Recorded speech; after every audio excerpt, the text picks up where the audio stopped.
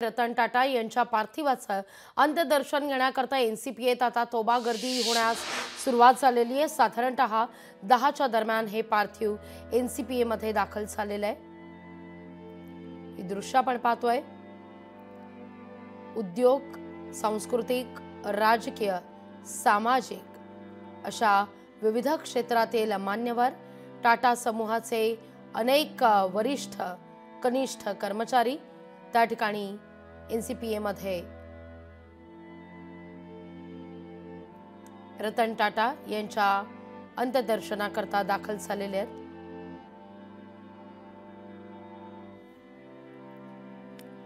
ही घटना घडल्यानंतर खरं तर रतन टाटा यांचे आजवर ज्यांनी रतन टाटा यांना असिस्ट केलं त्यांचे असिस्टंट अर्थात शंतनू नायडू यांनी लिहिलेली खरं तर अखेरची ती पोस्ट फार चर्चेत आहे।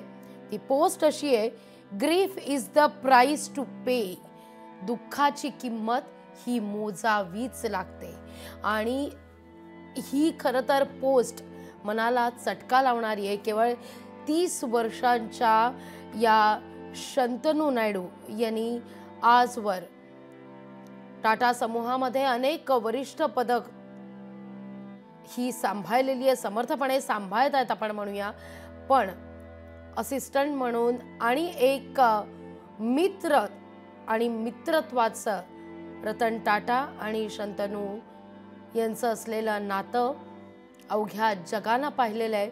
त्यांची मैत्री अवघ्या जगानं पाहिलेली आहे। आणि त्या निमित्तानं त्या मैत्रीचे काही फोटो, काही आठवणी देखील शंतनू नायडू यांनी प्रसिद्ध केलेले आहेत। आज अतिशय भावुक झालेले शंतनू नायडू आपण या क्षणी पाहतोय।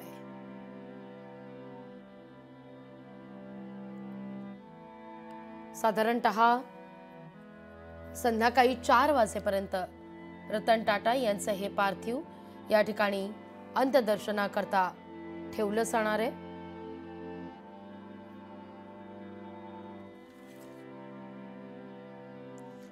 रतन टाटा यांनी माणूस पण तर जपलंच, पण भूतदया हा देखील रतन टाटा यांच्या स्वभावाचा एक स्थायी भाव म्हणायला हवा।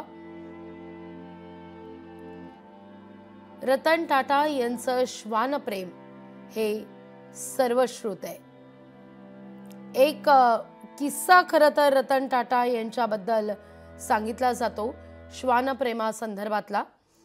आणि तो किस्सा असा आहे की आपला कुत्रा आजारी असल्यानं प्रिन्स चार्ल्सची भेट घेण्यास सुद्धा रतन टाटा यांनी नकार दिलेला होता। ब्रिटिश राजकारणात एक महत्त्वाचं खरं तर व्यक्तिमत्व प्रिन्स चार्ल्स, पण यांची भेट घेण्यासही रतन टाटा यांनी नकार दिलेला होता, केवळ आणि केवळ आपलं श्वानप्रेम। कारण त्या क्षणी त्यांचा श्वान आजारी होता आणि त्याला खरं तर वेळ देणं हे गरजेचं वाटलं रतन टाटा यांना। त्यामुळे रतन टाटा यांचं कुत्र्यांवरचं प्रचंड प्रेम आणि याच प्रेमाचा अनुभव ब्रिटिश राजघराण्याला सुद्धा आलेला होता। तो किस्सा असा आहे की 2018 मध्ये रतन टाटा उद्योगा क्षेत्राप्रमाणेच आयुष्यातही अनेक परोपकारी, निस्वार्थी अशी अनेक प्रचंड कामं करत होते। तेव्हाचा हा सगळा काळ होता। त्यांनी आपल्या आयुष्याच्या उत्तरार्धात स्वतःला सामाजिक कार्यात झोकून दिलेलं होतं। आणि त्याच वेळी घडलं असं 6 फेब्रुवारी 2018ला बॅकिंगहॅम पॅलेसमध्ये एक सोहळा आयोजित करण्यात आलेला होता ब्रिटिश राजघराण्याकडून। आणि त्यावेळी रतन टाटांचा सन्मान त्या ठिकाणी केला जाणार होता। जंगी स्वागत या सोहळ्याचं करण्यात आलेलं होतं। जंगी असा हा सोहळा होता, त्यामुळे तशी व्यवस्था ही करण्यात आलेली होती। राजघराण्याकडूनच टाटांना हा पुरस्कार देण्यात येणार होता। पण त्यावेळी मात्र रतन टाटा यांनी या सोहळ्यात जाण्यास चक्क नकार दिलेला होता। रतन टाटा यांनी सांगितलेलं होतं की त्यांचे जे श्वान आहेत, त्यांच्याकडे जे श्वान होते 2, एक टँगो आणि टिटो, ज्या संदर्भात त्यांचं हे श्वानप्रेम सर्वश्रुत आहे। हे दोनही श्वान त्यावेळी त्या काळात आजारी होते आणि त्यांची काळजी घेण्यासाठी म्हणून रतन टाटा यांनी राजघराण्यात आयोजित केलेल्या त्या सोहळ्यात जाण्यास नकार दिलेला होता। आता आपण पाहतोय की सर्व धर्मियांकडून या ठिकाणी रतन टाटा यांना श्रद्धांजली अर्पित केली जाते।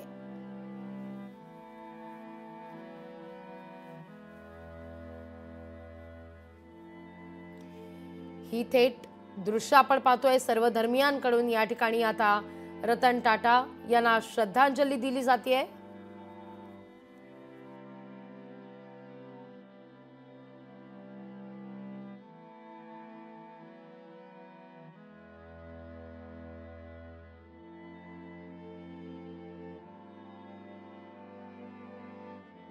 प्रियाचा अस्त झालेला आहे। रतन टाटा यांचं वृद्धापकाळानं निधन झाले। उपमुख्यमंत्री अजित पवार त्या ठिकाणी दाखल झाल्याची ही थेट दृश्य आपण या क्षणी पाहतोय।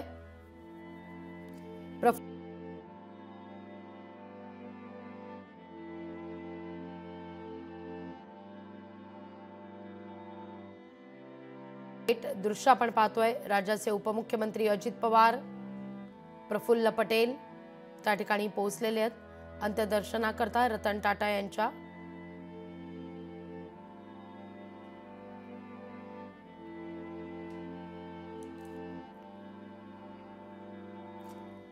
याविषयी अधिक माहिती घेतोय आपले प्रतिनिधी भूषण शिंदे यांच्याकडून। भूषण, आपण पाहतोय उपमुख्यमंत्री अजित पवार, प्रफुल्ल पटेल त्या ठिकाणी अंत्यदर्शनाकरता एनसीपीए मध्ये।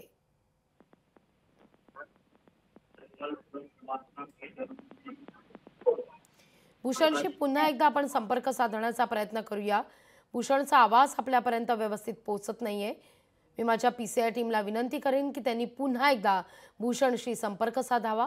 प्रसिद्ध उद्योगपती रतन टाटा यांच्या निधनानं शोक व्यक्त केला जातोय।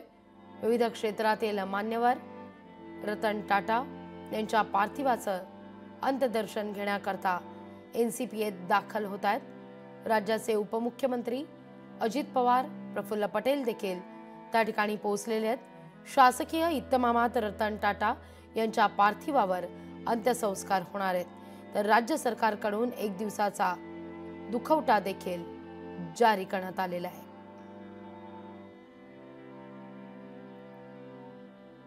रतन टाटा यांच्या निधनामुळे सगळे शासकीय कार्यक्रम हे रद्द करण्यात आलेले आहेत। मुख्यमंत्र्यांचे देखील, राजकीय नेत्यांसह विविध क्षेत्रातील मान्यवरांकडून त्या ठिकाणी श्रद्धांजली वाहिली जाते। या सगळ्या परिस्थितीचा आढावा वरिष्ठ पोलीस अधिकाऱ्यांकडून राज्याचे उपमुख्यमंत्री देवेंद्र फडणवीस घेत असल्याची ही थेट दृश्य। देवेंद्र भुयार देखील त्या ठिकाणी उपस्थित रतन टाटा यांच्या पार्थिवाचं अंत्यदर्शन घेण्याकरता नुकतंच अजित पवार यांनी पार्थिवाचं अंत्यदर्शन घेतलेलं आहे। आणि आता आपण पाहतोय शीख समुदायाकडून त्यांना त्या ठिकाणी हे आदरांजली वाहण्यात येते। तर ही दुसरी दृश्य शंतनू नायडू यांच्या या अखेरच्या पोस्टची। शंतनू नायडू आणि रतन टाटा यांची एक वेगळीच मैत्री खरं तर देशभरानं जगभरानं ही पाहिलेली आहे।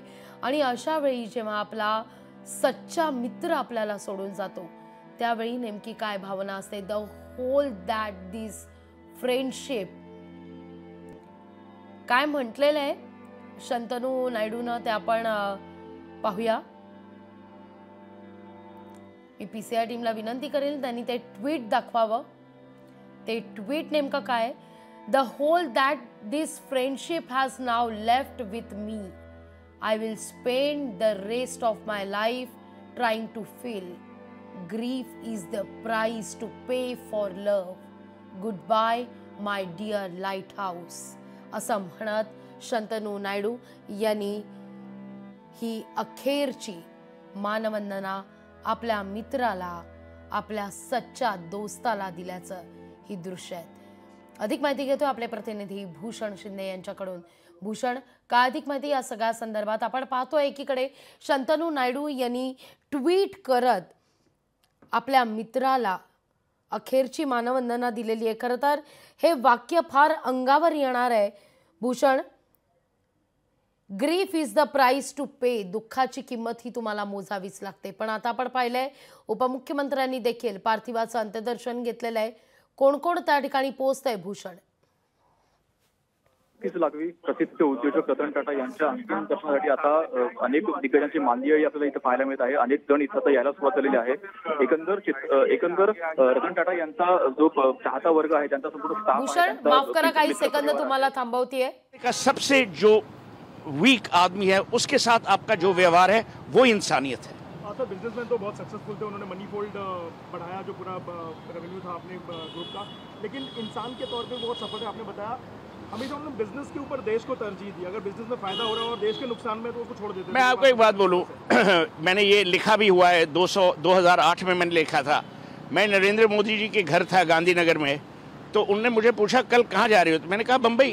तो उन्होंने कहा जब रतन टाटा को अगर मिलोगे तो मिस्टर टाटा को बोलना कि नैनो यहाँ ले आए. तो मैंने ये मैसेज कम्युनिकेट की. उसके बाद, और ये नरेंद्र मोदी की भी you have to give him credit, उसके बाद पूरा वो जो सनद एरिया था वो ऑटो हब बन गया. पर क्यों मिस्टर टाटा ने नैनो क्यों शुरू की? नैनो इसलिए शुरू की क्योंकि एक दिन जब वो ड्राइव कर रहे थे उन्होंने देखा कि एक परिवार एक स्कूटर पे भीग रहा है. तो उन्होंने कहा हम लोग 1 लाख की गाड़ी क्यों नहीं बना सकते, और वही हुआ.